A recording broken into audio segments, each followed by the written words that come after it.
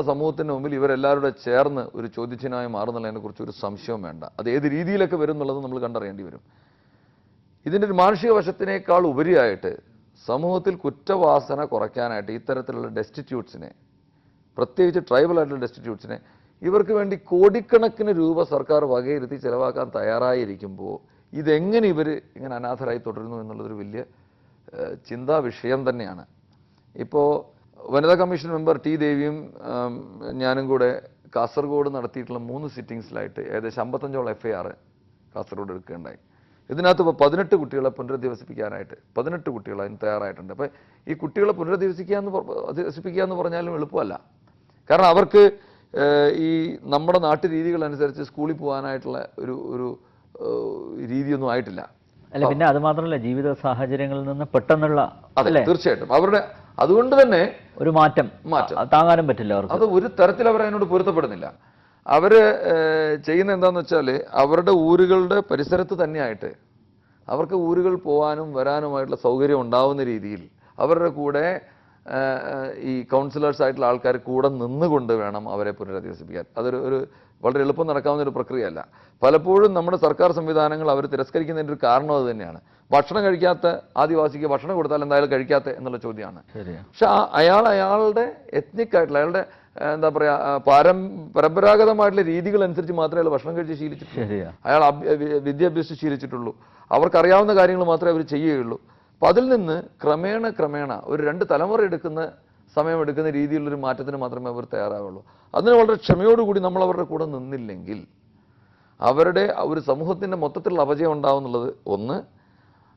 ഇവർക്ക് ഈ ആദിവാസികൾ എന്നുള്ള നിലയ്ക്കുള്ള അവരുടെ എല്ലാ ആചാരങ്ങളും നഷ്ടപ്പെട്ടു പോകുന്നുള്ളത് 2.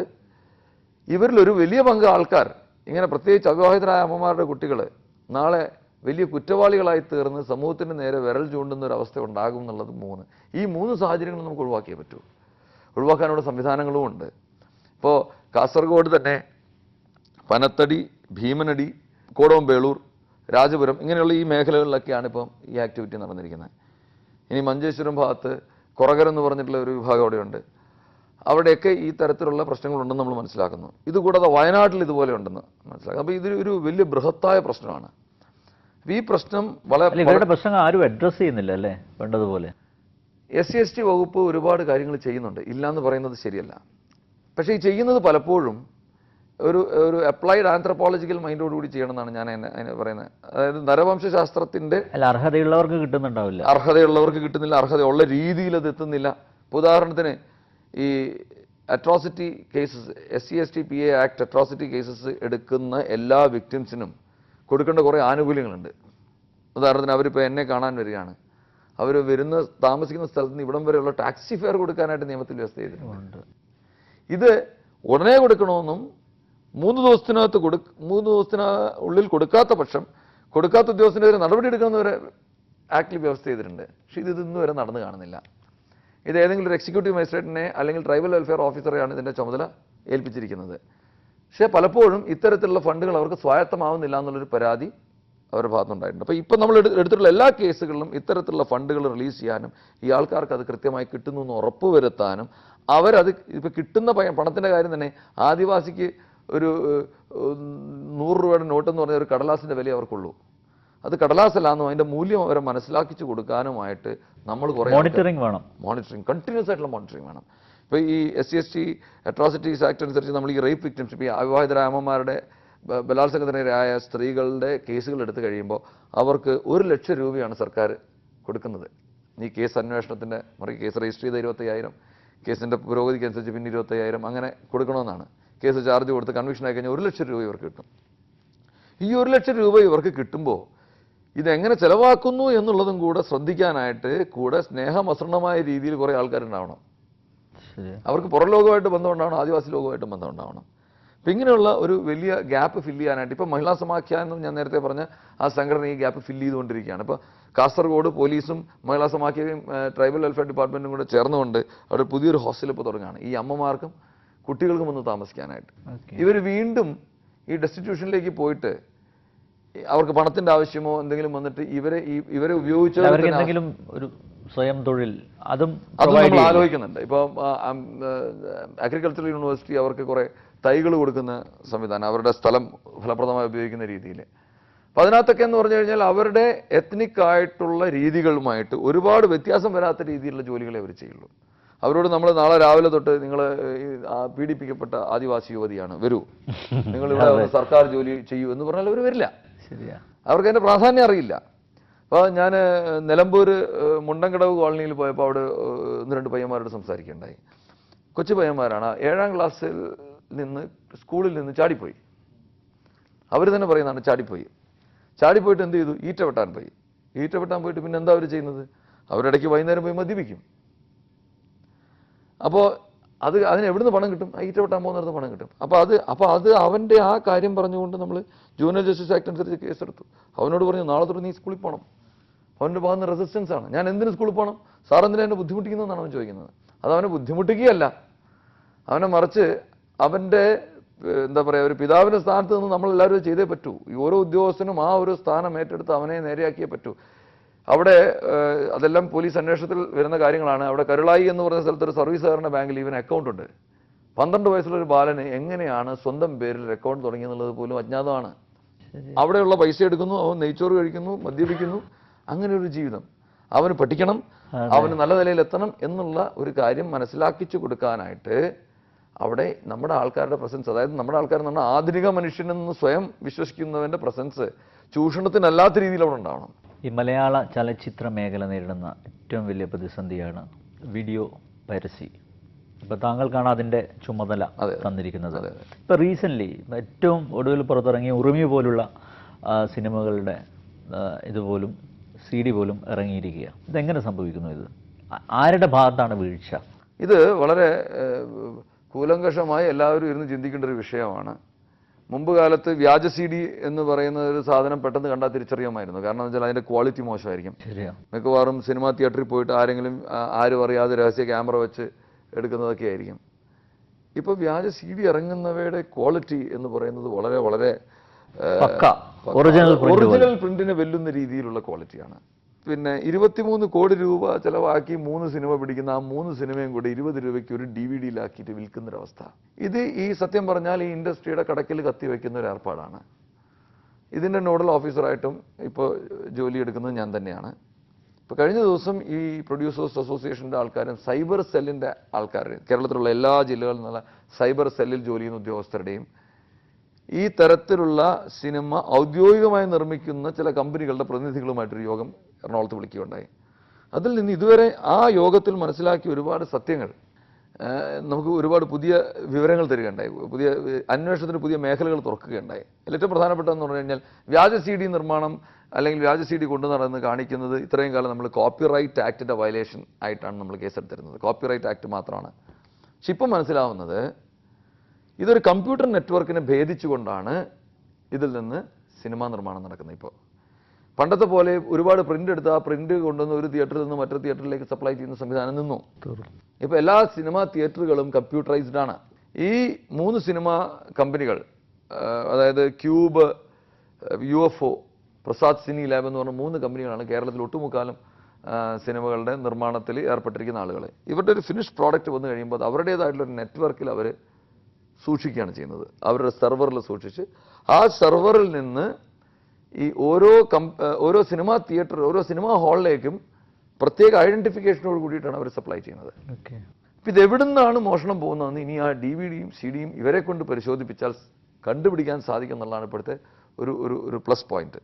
പക്ഷേ അതിൻ്റെ ഒരു മൈനസ് പോയിന്റ് എന്ന് പറഞ്ഞാൽ IT ആക്ട് എന്ന് പറയുന്ന ഒരു നിയമം കൂടെ ഇപ്പോൾ വരികയാണ് ഇതിനകത്ത്. IT ആക്ട് അനുസരിച്ച് ഈ സിനിമ അനധികൃതമായി കൈവശപ്പെടുത്തി നെറ്റിൽ ഒരുപാട് സൈറ്റ്സിൽ അവൈലബിൾ ആണ്. പക്ഷെ അതിനകത്ത് വരുന്ന വേറൊരു വിഷയം എന്ന് പറഞ്ഞാൽ ഈ പല സൈറ്റ്സും ഓപ്പറേറ്റ് ചെയ്യുന്ന ആളുകൾ ഇന്ത്യയിലുള്ളവരല്ല ചെയ്യുന്നത്. ഇപ്പം നമുക്ക് ഈ സൈബർ ലോയെ സംബന്ധിക്കുന്ന ഏറ്റവും വലിയൊരു വിഷമം അതാണ്. യൂണിവേഴ്സലായിട്ട് എല്ലാ രാജ്യത്തും ബാധകമായൊരു നിയമമില്ല.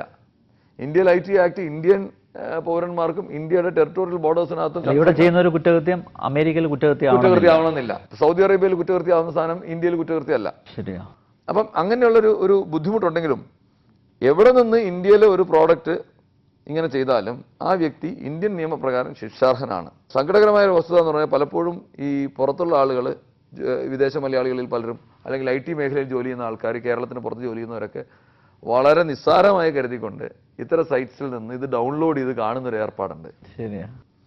അവരും ഇത് ആ സൈറ്റിൽ ഇട്ടവരെ പോലെ തന്നെ ഉത്തരവാദികളാണ്.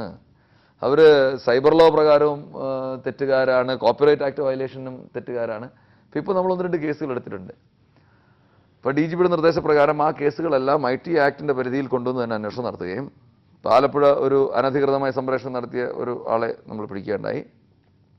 അതായത് കേബിൾ വിഷൻ വഴിയാണ് ഇത്തരത്തിലുള്ള സിനിമകൾ, പുതിയ സിനിമകൾ അയാൾക്ക് റൈറ്റ്സ് ഇല്ലാത്ത സിനിമകൾ, അതെ, ഈ ചാനലുകൾ കോടികൾ കൊടുത്താണ് റൈറ്റ്സ് തീർച്ചയായിട്ടും വാങ്ങുന്നത്. എനിക്ക് അതാണ് ഏതെങ്കിലും പിന്നെ വിശേഷ ദിവസങ്ങളിൽ ഈ ലോക്കൽ അതിന് പരസ്യം അവർ അനധികൃതമായി മേടിക്കാം.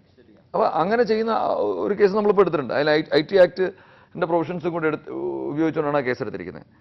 എറണാകുളത്ത് വേറൊരു കേസ് ഇപ്പോൾ ഈ ഉറുമി എന്ന് പറഞ്ഞ സിനിമ നെറ്റിൽ പലയിടത്തും, ഉറുമി ക്രിസ്ത്യൻ ബ്രദേഴ്സ് എന്നൊക്കെ പറഞ്ഞ സിനിമകൾ നെറ്റിൽ പ്രദർശിപ്പിക്കുന്നതിനെ കുറിച്ച് ഒരു കേസ് എടുത്തിട്ടുണ്ട്.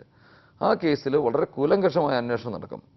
ഇപ്പോൾ തന്നെ അവിടുത്തെ എറണാകുളം ACയും DCPയും കമ്മീഷണറും അതിനകത്ത് വളരെയധികം താല്പര്യം കാണിച്ചിട്ട് അവർ 1-2 പേരെ അതിനകത്ത് ലൊക്കേറ്റ് ചെയ്ത് കഴിഞ്ഞു. ആ കേസിൽ മിക്കവാറും കേരളത്തിലോ ഇന്ത്യയിലോ ഇന്ത്യക്ക് വെളിയിലോ മലയാളികളായിട്ടുള്ളവരാണല്ലോ നാച്ചുറലായിട്ട് ഈ മലയാള സിനിമകൾ കാണുക. മലയാളികളായിട്ടുള്ള ഒരുപാട് പേര് പ്രതിയാവാൻ പോകുന്നു എന്നുള്ളൊരു സങ്കടകരമായ വസ്തുതയാണ് എനിക്കിപ്പം ജനസമക്ഷം വെക്കാനുള്ളത്. എല്ലാവർക്കും ഉള്ളൊരു താക്കീതായിരിക്കും ഈ കേസ്. വളരെ നമ്മളിപ്പോൾ ഒരു സിനിമ ഡൗൺലോഡ് ചെയ്ത് കണ്ടു, അതിനകത്ത് എന്താ തെറ്റ് എന്ന് വിശ്വസിക്കുന്നത്. അതായത് ഈ സൈബർ ക്രൈമിൻ്റെ ഏറ്റവും വലിയൊരു പ്രത്യേകത വെച്ചാൽ കമ്പ്യൂട്ടറും ഞാനും മാത്രമേ ഉള്ളൂ മുറിക്കകത്തെന്ന് വരികിൽ അവിടെ ചെയ്യുന്നതെല്ലാം തന്നെ നിയമാനുസൃതമാണെന്നൊരു തെറ്റിദ്ധാരണ ജനങ്ങൾക്ക് ഉണ്ടാവുകയാണ്. മറിച്ചാണ് അനധികൃതമായ ഒരു സൈറ്റിൽ പോകുന്നതും അവിടെ നിന്ന് ആവശ്യമില്ലാത്തൊരു സാധനം നമ്മൾ ഡൗൺലോഡ് ചെയ്യുന്നതും നമുക്ക് നിയമപരമായ അധികാരം, കോപ്പിറൈറ്റ് അധികാരം കൈവശമില്ലാതെ പണം കൊടുക്കാതെ ചെയ്യുന്ന എല്ലാ പ്രവൃത്തികളും നെറ്റിൽ നിയമാനുസൃതമല്ലാത്ത നിയമവിരുദ്ധമായ കുറ്റകൃത്യങ്ങളാണ്. ആ കുറ്റകൃത്യത്തിൻ്റെ വേറെ പ്രത്യേകത എന്ന് വെച്ചാൽ റിയൽ വേൾഡിൽ, ഇത് വെർച്വൽ വേൾഡ് റിയൽ വേൾഡ് തമ്മിലുള്ള വ്യത്യാസമാണ്. റിയൽ വേൾഡിൽ നമ്മൾ ചെയ്യുന്ന ഒരുപാട് കുറ്റകൃത്യങ്ങൾ ചിലപ്പോൾ കാലപ്പഴക്കം കൊണ്ട് മാഞ്ഞു പോയേക്കാം. ഇതൊരു കാലത്തും ഈ ട്രെയിലുമായില്ല. നിങ്ങൾ ഒരു ഉറുമി സിനിമ നിങ്ങൾ അല്ലെങ്കിൽ ക്രിസ്ത്യൻ ബ്രദേഴ്സോ അല്ലെങ്കിൽ മേക്കപ്പ് മാനോ ഏതെങ്കിലും ഒരു സിനിമ നിങ്ങൾ ഏതെങ്കിലും ഒരു അനധികൃത സൈറ്റിൽ പോയിട്ട് നിങ്ങൾ അവിടെ നിന്ന് ഡൗൺലോഡ് ചെയ്ത് കണ്ടു കഴിഞ്ഞാൽ ആ കണ്ടു എന്നുള്ളത് കാലാകാലത്തെ രേഖയായിട്ട് ഇവിടെ കിടക്കുകയാണ്. ഞങ്ങളുടെ സൈബർ സെല്ലിലുള്ള ഞങ്ങളുടെ മിടുക്കന്മാരായ ഉദ്യോഗസ്ഥന്മാർക്ക് ചിലപ്പം 2 ദിവസം കൊണ്ട് കണ്ടുപിടിക്കാൻ പറ്റിയില്ലെങ്കിൽ 4 ദിവസം കൊണ്ട് അവർ കണ്ടുപിടിക്കും, അല്ലെങ്കിൽ 5 ദിവസം കൊണ്ട് കണ്ടുപിടിക്കും, 10 ദിവസം കൊണ്ട് കണ്ടുപിടിക്കും. എന്നായാലും നിങ്ങൾ പെടാൻ പോകുന്നു എന്നുള്ള ഒരു തിരിച്ചറിവ് നിങ്ങൾക്ക് ഇനിയെങ്കിലും ഉണ്ടാവണം. അതുകൊണ്ട് ഇത്തരം സൈറ്റുകളെ നിങ്ങൾ ആശ്രയിക്കാൻ പാടില്ല. ഈ പറഞ്ഞ കോടിക്കണക്കിന് രൂപ മുതൽ മുടക്കിയിട്ട് ഇവിടെ സിനിമാ നിർമ്മാണം നടത്തുന്ന ആൾക്കാരുടെ ജീവിത വൃത്തി മുട്ടിക്കുന്നപ്പോൾ കഴിഞ്ഞ ദിവസം ഒരു പ്രതിയെ അവിടെ എറണാകുളം റെയിൽവേ പോലീസ് പിടിക്കേണ്ടത് 1000കണക്കിന് സീഡികളുമായിട്ട്. അയാൾക്ക് 35 ലക്ഷം രൂപയുടെ ഒരു വീടുണ്ട്. അയാളെ പിടിക്കാൻ സഹായിച്ച പ്രൊഡ്യൂസറുണ്ട്. പ്രൊഡ്യൂസർ അയാളുടെ അടുത്ത് വാങ്ങാനുള്ള ഒരാളായിട്ട് ചെന്നിട്ട് അയാളുടെ അടുത്ത് നിന്ന് സാധനം മേടിക്കുന്നതിനിടയിലാണ് പോലീസ് വന്ന് അയാളെ അറസ്റ്റ് ചെയ്യുന്നത്. അങ്ങനെ ഡീകോയ് ആയിട്ട് പോലീസ് ഉപയോഗിച്ചിരുന്ന ആ പ്രൊഡ്യൂസർ സിനിമ പിടിച്ച് കടം കയറി വാടക കൊടുക്കാൻ നിവൃത്തിയില്ലാതെ മറ്റു പലരുടെയും സൗജന്യത്തിൽ ജീവിക്കുകയും അയാളുണ്ടാക്കിയ സിനിമകൾ വ്യാജമായി വിറ്റഴിച്ച് നടക്കുന്നവൻ 35 ലക്ഷം രൂപയുടെ വീട്ടിൽ താമസിക്കുകയും ചെയ്യുക. ഇത് കൂടാതെ ആൾക്കാർക്ക് വേറെ തെറ്റിദ്ധാരണ ഇത് പണക്കാരനും പാവപ്പെട്ടവരും തമ്മിലുള്ളൊരു കളിയായിട്ടാണ്. അതായത് പണക്കാർ സിനിമ നിർമ്മിക്കുന്നു, ഒരു പാവപ്പെട്ടവൻ 5 CD വിറ്റാൽ അത്ര വലിയ കുറ്റകൃത്യമാണോ എന്നാലോചിക്കുന്നത്. പക്ഷെ അങ്ങനെയല്ല, നേരെ തിരിച്ചാണ്. ഇപ്പോൾ ആ റിവേഴ്സ് ഡിസ്ക്രിമിനേഷൻ നടന്നുകൊണ്ടിരിക്കുകയാണ്. ഇനിയിപ്പോൾ അതൊന്നും അല്ലെങ്കിൽ തന്നെ നമ്മുടെ നാട്ടിലെ നിയമങ്ങൾ മുഴുവൻ ലംഘിച്ചുകൊണ്ട് വേണം ജീവിക്കാനും നിർബന്ധം പിടിക്കുന്നവരെല്ലാവരും കുറ്റവാളികളാണ്. അവരെ കർശനമായി പോലീസ് നേരിടുകയും ചെയ്യും. അതിന് പൂർണ്ണമായ പിന്തുണ എൻ്റെ ഡിപ്പാർട്ട്മെൻറ്റിനും സർക്കാരിൻ്റെ അടുത്ത് എനിക്ക് ഉണ്ട് താനും. അത് വളരെ ശക്തിയുക്തം നമ്മൾ നടപ്പാക്കുന്നുള്ളതാണ് ഇപ്പോൾ നമ്മൾ എടുത്തിട്ടുള്ളൊരു തീരുമാനം. അത് അങ്ങനെ തന്നെ പോവുകയും ചെയ്യും. You are doing A good job. ഈ വർത്തമാനം ഈ 2 അധ്യായങ്ങളിൽ നിന്നും ഒരുപാട് പുതിയ ഇൻഫർമേഷൻ കിട്ടി. താങ്കളുടെ മേഖലയിൽ കൂടുതൽ ശോഭിക്കാൻ കഴിയട്ടെ എന്ന് ആത്മാർത്ഥമായി ആശംസിക്കുന്നു. വർത്തമാനത്തിൽ പങ്കെടുത്തതിന് വളരെയധികം നന്ദി. നമസ്കാരം.